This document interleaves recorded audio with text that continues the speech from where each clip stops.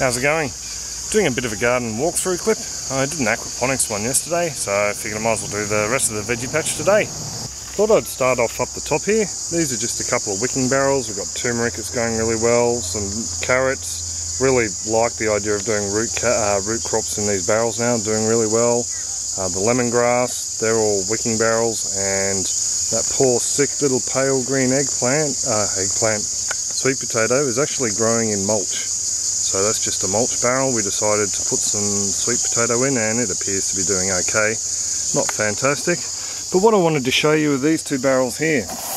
These two barrels are just our in-garden worm farms. They're just two half barrels. They've got some holes in the bottom just so too much water doesn't accumulate in there. And then on top of that, we've just thrown scraps. There's a bag of horse manure went into this one, and pretty much all just garden scraps in here over the last year or two. So I've taken bits and pieces out, and look at that. As you can see, it's chockers with worms. And they still appear to be doing alright even after all this heat. We've had some fairly hot weather down here in Australia. I don't know if you've heard about it. And this stuff is just full of worms. The last thing that went in here was tomatoes and a bit of a pumpkin vine. And that was a couple of months ago now. And then on top of that, we've got things like bits of hair. We cut our own hair. Some scraps from the chickens just to give it a bit of mulch on the top. And as you can see, they've broken this down. Oh, we get other critters in here as too, but that's not too much of a worry. They've broken this stuff down into beautiful compost. I mean, what garden's not going to love that? And it's easy to do. You put it in the barrel, you walk away, and you leave it.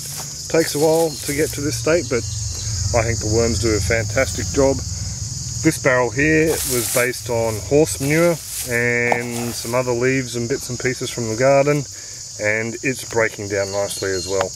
There's also some timber mulch in this one as well from memory, or a little bit was left in this barrel. So as you can see, full of worms, even a gecko egg. Sorry, gecko.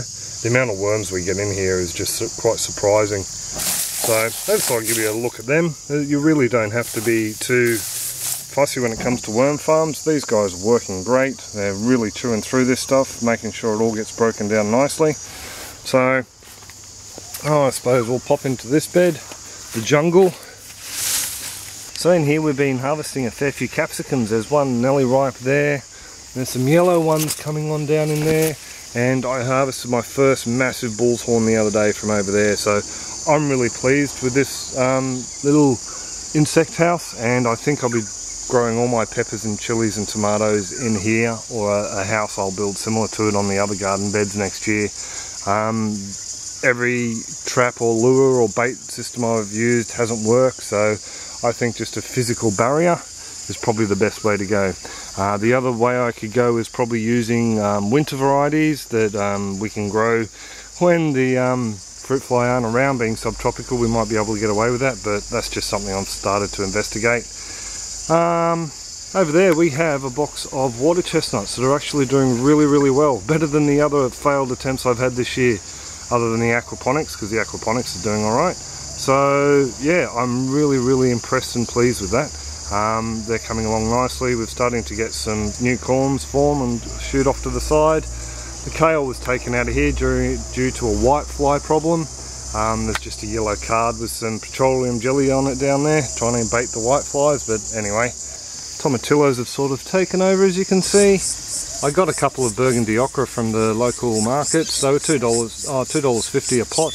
The reason I got them is the pods are rather developed and I can get some seeds out of them. They came from an heirloom company, the seeds, the woman said, so I'm fairly safe that we'll be able to grow some great okra from them. My great strawberry harvesting a couple of plants to give away to friends and maybe plant elsewhere in the yard, and we're also pegging down other runners just for ourselves for next year's crops. Impressed with that.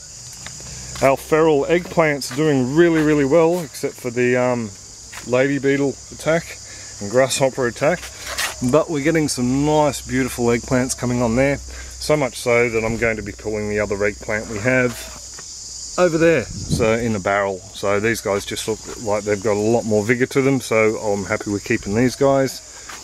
The cucumbers, I think they're pretty much all had it in this heat. We've had some 35 to 39 degree days here, and we've got another 39 degrees today and tomorrow. So it's knocking certain plants around a fair bit. We've actually had fruit drop off, so I've been trying to keep the water up. Yeah, I think the plant's just a little bit too old and doesn't have enough vigour left. There we go, poor little cucumber. Leaving that one there just to collect the seeds from, so we'll just let him go until he fully ripens. The bathtub. We had cane toads decide to spawn in there, and we had masses and masses and masses of toad eggs. And as a result, they poisoned a lot of the fish. So we ended up saving 7 of the fish, and they're up in the house. So this pond is pretty much well a no-go for now, not until I can get a stand and raise it off the ground further so the cane toads can't jump in. They were getting up onto this garden bed, and from that garden bed straight into there. So we just decided to pull all the weed, used it as mulch around the bottom of this lemon tree. The rocks will just get cleaned and they'll go into a bathtub Mark II. The reason it was here was pretty much all to entice frogs into the area. So it's not doing much good if all it's doing is getting toads in. Over here, Yakon's doing really well. Comfrey, Bianca's been harvesting leaves and drying them out to make her potions and lotions. Carrots are doing really well. I'm very happy with these mixed heritage. They're the multicolour ones and a mixed packet. They always seem to do better here than other ones. The only other carrots we really enjoy growing here are the dragons. They're the purple skinned orange flesh. They always grow really well here as well. And over here you may think that's a weed, but that's actually Purslane. We're growing the golden Purslane, the larger leaf variety, but that's actually a salad green. So we've been grabbing off bits and pieces and throwing them in salads. So why not? Why not eat your weeds? It's good to see, you know, what wild food you got around your area and what you can throw in. Can't hurt. Spaghetti squash, I have to bag him. We've seen a lot of fruit fly hanging around these guys, so I'm just bagging him from now on. I think that's pretty much all the last squash we'll get from this plant, and I'm going to pull them once he ripens up and give this whole bed a rest. I'll pull the mangle out, we'll freeze some, we'll feed the rest to the worms and the black soldier fly. And the chard, there's some rainbow chard in there. It was just getting caned by small grasshoppers, so it'll come out as well. There's a ginger in the foreground. Ginger will stay, and there's a monster mini Roma tomato vine. It's over 4 meters long, just winding its way through the trellis. We've been getting loads of fruit fly free tomatoes from those guys. I don't know if it's that little bait board I've got up there, but I'll be reapplying some bait to that. For some reason they're just not attacking the tomatoes this year, so I'm more than happy with that. Down the back quickly, pulled the baby bear pumpkins from this bed here. The roots were covered in nematodes, root knot nematodes, so what I've done is I've dosed this whole bed with a molasses mixture. It's one Colin Campbell used to recommend.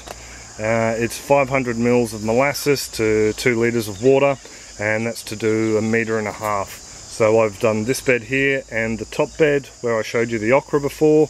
It had nematodes in there as well, affecting the beetroot, some manky looking roots on those beetroot. So this bed's been given a good treatment, and we'll see if that works. Part of gardening's experimenting. I thought I knocked it on the head with the neem, but I obviously didn't. So we'll just see how that goes at the end of the season.